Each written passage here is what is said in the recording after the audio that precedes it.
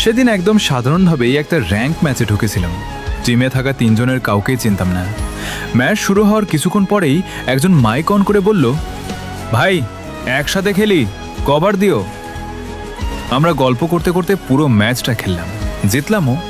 Match শেষ হতেই সে বলল, ভাই একটা ফ্রেন্ড রিকোয়েস্ট পাঠালাম, ধরো আর একটা ম্যাচ খেলি চলো। আমি হেসে বললাম, চলো খেলি। তারপর শুরু হলো একসাথে খেলা। একটা ম্যাচ, 2টা ম্যাচ, তারপর প্রতিদিনই প্রায় একসাথে অনলাইন হওয়া।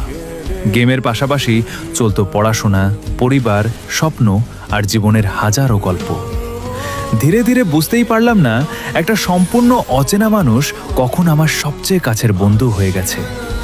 সবচেয়ে মজার বিষয় হলো, আজ পর্যন্ত আমাদের বাস্তবে কোনোদিন দেখা হয়নি।